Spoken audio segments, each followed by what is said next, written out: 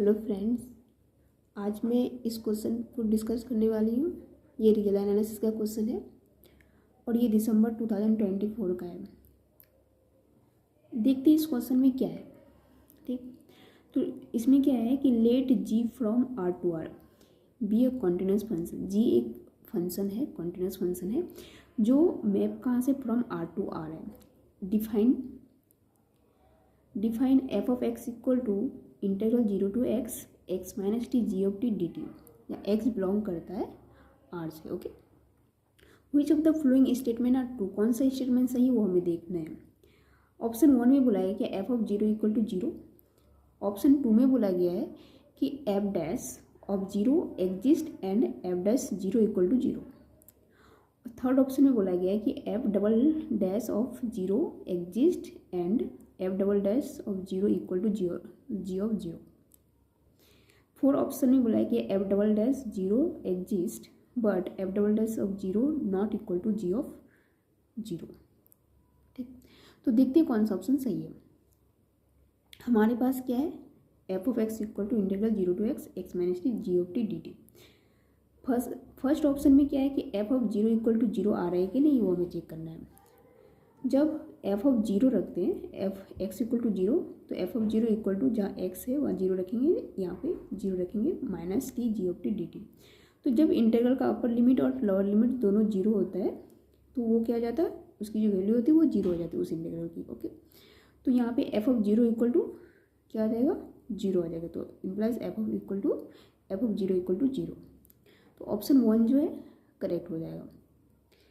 अब क्या है, हमें क्या निकालना है, एफ डैश ऑफ 0 निकालना है। तो सबसे पहले हम लोग क्या निकालते हैं, फर्स्ट डेरिवेटिव में एफ डैश ऑफ एक्स निकालते हैं। तो जब डी बाई डी एक्स करेंगे दोनों side, D by D x, तो ये एफ डैश ऑफ एक्स आ जाएगा, ये D by D x integral 0 to x minus T G of T D T. ये इंटीग्रल क्या है, यहाँ पे क्या नहीं, लेबनिज रूल लगाएंगे। तो ये क्या आ जाएगा, जब इंटीग्रल 0 ये डेरिवेटिव अंदर जाएगा तो ये पार्शियल डेरिवेटिव बन जाता है। वो क्या है, 0 to x del by del x x minus T G of T D t. यहाँ पे हो जाएगा प्लस, यहाँ पे जो है एक्स माइनस टी, तो जहाँ टी, क्योंकि ये डेरिवेटिव जो है टी के रिस्पेक्ट में लिया गया है, इंटीग्रेशन जो है इंटीग्रेशन टी के रिस्पेक्ट में लिया गया है, तो यहाँ जहाँ टी है तो वहाँ पे ये अपर लिमिट और लोअर लिमिट रखेंगे जहाँ जहाँ टी है। ठीक, तो ये क्या हो जाएगा, एक्स माइनस टी है तो टी की जगह एक्स, तो एक्स माइनस एक्स, यहाँ पे जी ऑफ टी की जगह जी ऑफ एक्स, उसका derivative D by D X by D x minus lower limit लगाएंगे जब टी की जगह एक्स माइनस 0 जी ऑफ 0 उसका derivative D 0 by D x, तो ये 0 हो जाएगा। तो ये पूरा 0 बन जाएगा, यहाँ पे भी 0 हो जाएगा, तो बचेगा ये। ओके, यहाँ पे क्या है, ये एक्स, ये पार्शियल डेरिवेटिव है तो एक्स के रिस्पेक्ट में लेंगे, बाकी सारे कांस्टेंट हो जाएंगे। तो ये क्या हो जाएगा, इसका डेरिवेटिव लेते हैं, तो ये क्या हो जाएगा, ये 1 हो जाएगा। तो ये आ जाएगा integral 0 to x G of T D T आ जाएगा।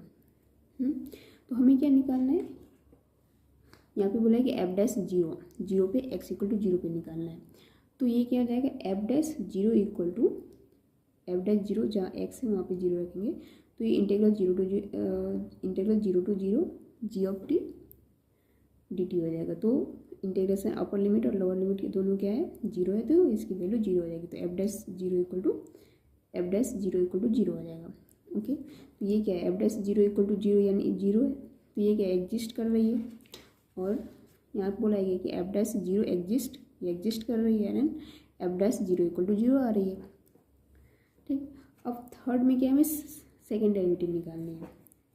ओके, तो जब इसका सेकेंड डेरिवेटिव, इसका जब सेकेंड डेरिवेटिव निकाल लेंगे तो क्या लगाएंगे, फिर से लेबनिज रूल, तो डी डबल, ये इसका डेरिवेटिव लेंगे दोनों साइड, तो ये F double dash of x लगेंगे, यहाँ पे भी लगाएंगे, तो ये क्या हो जाएगा, पार्शियल डेरिवेटिव जाएगा। ओके, तो ये हो जाएगा, यहाँ पे क्या है 1 है, तो 1 का डेरिवेटिव जब लेंगे पार्शियल डेरिवेटिव 0 हो जाएगा। तो जी ऑफ एक्स जहाँ टी है वहाँ पे एक्स रखेंगे, जी ऑफ एक्स उसका derivative minus g of 0, lower limit लगाएंगे तो जी ऑफ 0 उसका डेरिवेटिव, तो ये 0 हो जाएगा। यहाँ पे बचेगा ये डी बाई डी एक्स क्या हो जाएगा, D X by D X हो जाएगा 1 हो जाएगा, ये हो जाएगा G F double dash of X हो जाएगा, ये क्या हो जाएगा, ये 1 है, 1 का जब डेरिवेटिव लेंगे पार्शियल डेरिवेटिव एक्स के रिस्पेक्ट तो वो 0 हो जाएगा, तो बचेगा f double dash of x equal to ji of x. Okay, अब क्या हमें किस पे निकालना है, 0 पे निकालना है यहाँ पे। तो 0 जब रखेंगे तो ये आ जाएगा f double dash 0 equal to ji of 0, ये आ जाएगा f double dash of x 0 equal to ji of 0 आ जाएगा। ठीक, यहाँ पे बोला गया था एफ डबल डैश 0 एग्जिस्ट और f double dash 0 equal to ji of 0। यहाँ पे बोला है कि एग्जिस्ट बट इतना नॉट इक्वल टू 0, ये तो गलत है क्योंकि हमारे पास इक्वल टू आ रहा है, इसलिए फॉर ऑप्शन जो है वो क्या है, इनकरेक्ट है, और ऑप्शन 3 जो है वो करेक्ट है। F double dash 0 equal to f of 0 आ रहा है, और यहाँ पे जो है f double dash 0 equal to ji of 0 की इक्वल आ रही है। और ये क्या कैसा फंक्शन, यहाँ पे बोला कि एफ डबल डैश 0 जो है एग्जिस्ट कर रहा है कि नहीं, तो ये कैसा फंक्शन है, ये कॉन्टिन्यूस फंक्शन मेंशन किया गया है कि एफ ये जो है कॉन्टिन्यूस फंक्शन है। तो कॉन्टिन्यूस फंक्शन तो डिफाइन तो होगा सारे पॉइंट पे जी फ्रॉम आर टू आर, तो ये आर के सारे पॉइंट पे डिफाइन होंगे, तो 0 पे भी डिफाइन होंगे, इसलिए ये फंक्शन जो है f double dash of 0 equal to ji of 0 के इक्वल है। तो ये फंक्शन क्या है, एग्जिस्ट करेगा, एफ डैश ऑफ 0 जो होगा एग्जिस्ट करेगा, और ये इसके इक्वल है, इसलिए 4 ऑप्शन इनकरेक्ट है, ऑप्शन 3 है करेक्ट है। तो इसका जो फर्स्ट सेकंड थर्ड और ये 3 ऑप्शन जो है ये करेक्ट ऑप्शन है। ओके,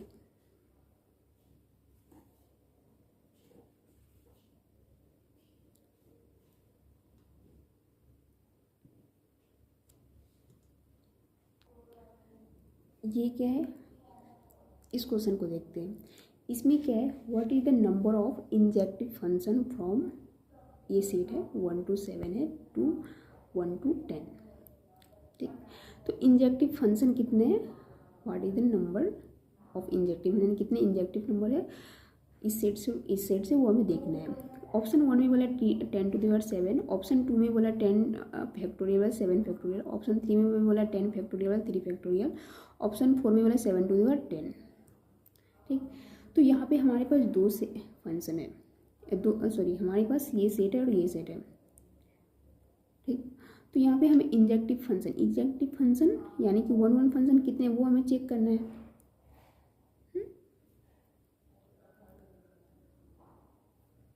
तो यहाँ पे इंजेक्टिव फंक्शन जो होगा, इंजेक्टिव का मतलब क्या आता है कि इसके जो जितने भी एलिमेंट यहाँ पे जो जितने भी एलिमेंट है उसका जो इमेज है किसी मतलब जैसे 1 का इमेज 1 है पे ही जाना चाहिए। ओके, कोई ऐसा नहीं होना चाहिए कि 2 का इमेज भी 1 पे जा रहा है। ओके, ठीक,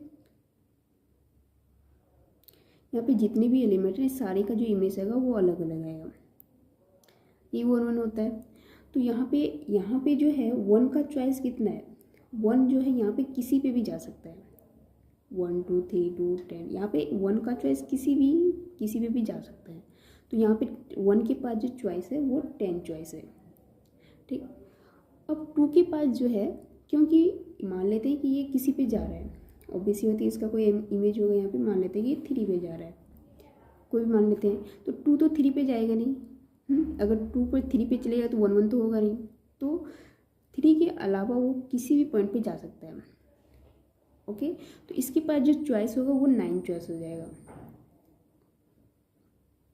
अब 3 के पास, अब मान लेते हैं कि ये भी मान लेते हैं कि 2 पे जा रहा है, 1 पे जा रहा है मान लेते हैं, तो अब 3 के पास जो चॉइस आएगा वो कितने चॉइस आ जाएंगे, वो आ जाएगा चॉइस 8 चॉइस हो जाएंगे उसके पास।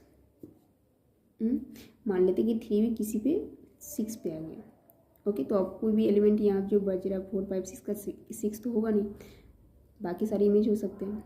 ओके, उस तरह से 4 के पास चॉइस जो होगा 7 होगा, उसी तरह 5 के पास जो चॉइस होगा वो 6 होगा, 6 के पास जो चॉइस होगा वो 5 होगा, और 7 के पास जो होगा वो 4 चॉइस होगा।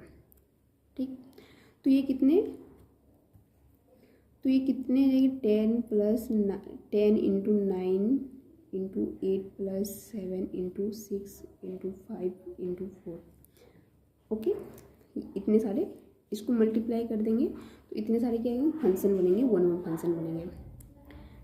तो यहाँ पे क्या है, ये इसको हम लोग फैक्टोरियल में चेंज करने की कोशिश करते हैं। अगर हम लोग यहाँ पे 3 × 2 × 1 से मल्टीप्लाई कर दे ऊपर नीचे, 3 × 2 × 1 से, तो ये क्या आ जाएगा 10 फैक्टोरियल बाई 3 फैक्टोरियल हो जाएगा।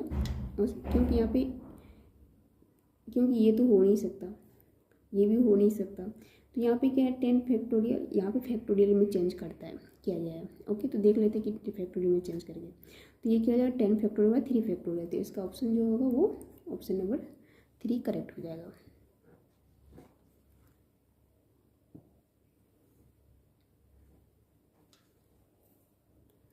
अब इस क्वेश्चन को देखते हैं। ये क्वेश्चन क्या क्या आ गया इस पे कहा गया है इसको कि कंसिडर द पावर सीरीज। क्या कंसिडर पावर सीरीज किया गया है, n = 1 to ∞ n to the power n square by n plus 1 to the power n square into x to the power n with coefficient in real numbers are. इसका जो coefficient है वो coefficient जो है वो रियल नंबर आर से है। ठीक, विच of the flowing statement is true, कौन सा स्टेटमेंट सही वो देखना है। तो ऑप्शन 1 में बोला है कि the radius of convergency of the series is 1/e। Radius of convergence के बारे में बोला है कि इस सीरीज का जो रेडियस ऑफ कन्वर्जेंस होगा क्या वो 1/e होगा। The series converges at x = 5, कि ये सीरीज जो है कन्वर्ज करेगा एट = 5 पे। The series converges at x = 3, कि ये सीरीज कन्वर्ज करेगा एट = 3 पे, चेक करना है। The radius convergence for all x with mod x less then 1/2। ये बोला है कि सीरीज जो होगा कन्वर्ज करेगा फॉर ऑल x के लिए विथ, जहाँ पे x क्या होगा mod x लेस देन 1/2 होगा, ये देखना है। तो देखते हैं कौन सा ऑप्शन करेक्ट है। तो यहाँ से सबसे पहले रेडियस ऑफ कन्वर्जेंस निकालते हैं। तो n = 1 to ∞ n to the power n square 1 plus n plus 1 to the power n square, उसके बाद है x to the power n equal to summation n = 1 to ∞, इसको क्या लिख सकते हैं n/n+1 to whole power n square x to the power n। यहाँ पे an इक्वल टू क्या आ जाएगा n/n+1 to the power n square। 1/r equal to क्या होता है, limit n tends to ∞ supremum mod an power 1/n to the power 1/n।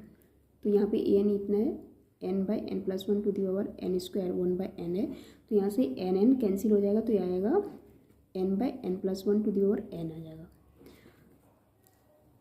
अब यहाँ से क्या लेते हैं, यहाँ से n कॉमन ले लेंगे, ये पावर में है तो उसके, तो यहाँ पे n कॉमन लेंगे तो n कैंसिल हो जाएगा, तो बचेगा 1/1 + 1/n to the power n। और ये पावर क्या कर सकते हैं 1/1 + 1/n to the power n लिख सकते हैं।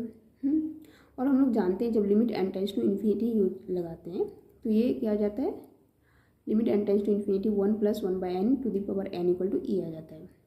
ओके, तो ये क्या आ जाएगा 1/e हो जाएगा, 1/e हो जाएगा। तो 1/e, तो ये क्या है 1/r equal to 1/e, 1/r equal to 1/e, यानी कि r इक्वल टू e हो जाएगा। ठीक, और ये r क्या है, r क्या है, रेडियस ऑफ कन्वर्जेंसी है।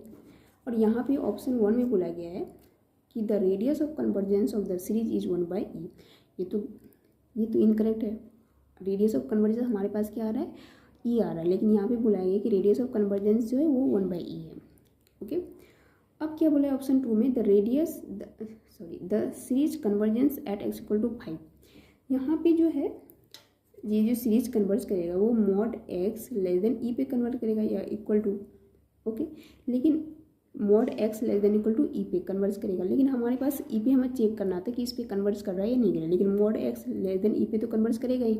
ओके, तो यहाँ पे 5 जो है, जैसे e का जो वैल्यू होता है वो 2.75 ऐसा कुछ समथिंग होता है। ठीक, 2.47 ऐसा कुछ होता है, तो 2 पॉइंट समथिंग होता है इसका, ये जो e का जो वैल्यू होता है। लेकिन यहाँ पे बोला है कि x = 5, तो ये जो 5 है वो e से क्या है, e से 5 जो है e से ग्रेटर देन है। ओके, और ये कन्वर्स इस पॉइंट पे करता है, mod x less than e पे, ये 5 ग्रेटर देन e है, तो उस पर क्या करेगा, उस पर तो कन्वर्स नहीं करेगा क्योंकि ये मॉड एक्स लेस देन ई पे कन्वर्स करेगा। इस यहाँ पे बोला गया है कि द सीरीज जो है converges at x equal to 5। ये भी गलत है, इनकरेक्ट ऑप्शन है ये।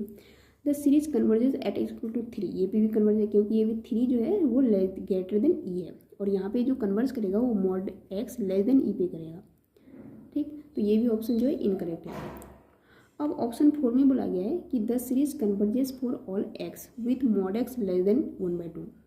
ये जो है मॉड एक्स लेस देन ई पे तो कन्वर्स करेगा, ये 1/2 लेस देन ई, ये 1/2 जो है वो लेस देन ई है, तो मॉड एक्स जो है मॉड एक्स लेस देन ई पे कन्वर्स करेगा तो मॉड एक्स लेस देन 1/2 पे भी कन्वर्स करेगा।